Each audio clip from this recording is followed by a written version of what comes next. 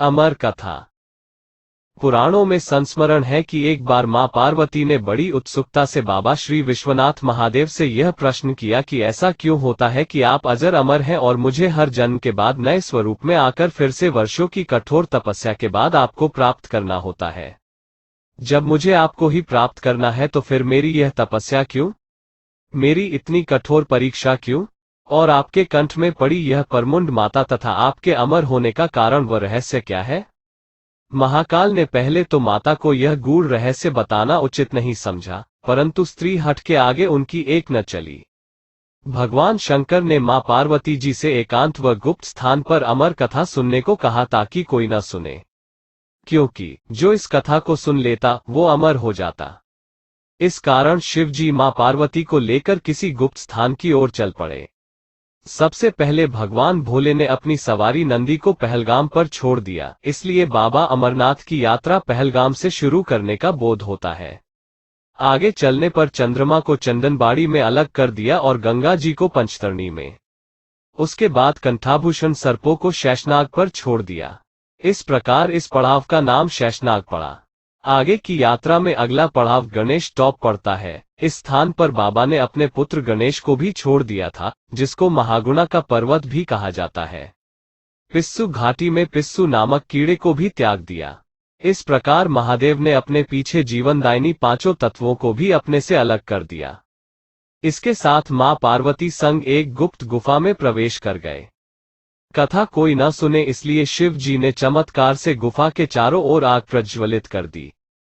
फिर अमर कथा मां पार्वती को सुनाना शुरू किया। कथा सुनते हुए देवी पार्वती को नींद आ गई। भगवान शिव कथा सुनाते रहे।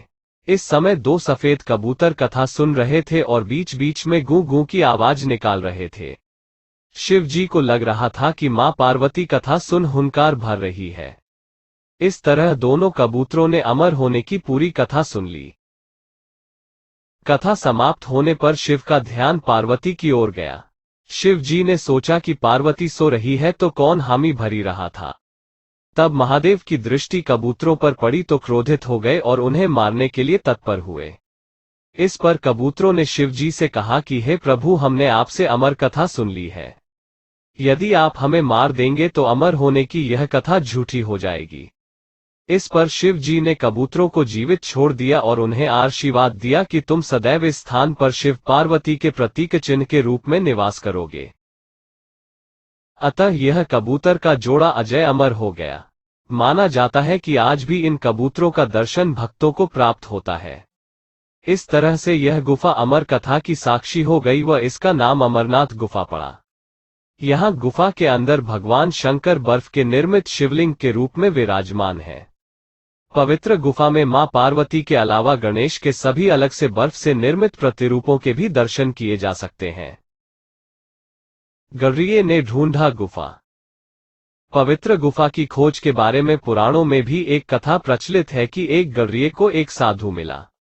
उसने उस गर्रिये को कोयले से भरी एक बोरी दी। गर्रिया अपने कंधे पर लाद पर अपने घर को चल दिया।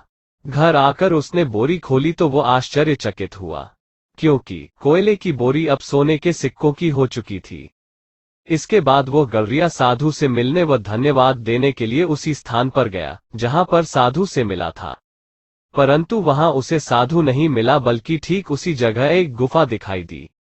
गर्रिया जैसे ही उस गुफा के अंदर गया तो उसने वहां पर देखा कि भगवान भोले शंकर बर्फ के बने शिवलिंग के आकार में स्थापित थे।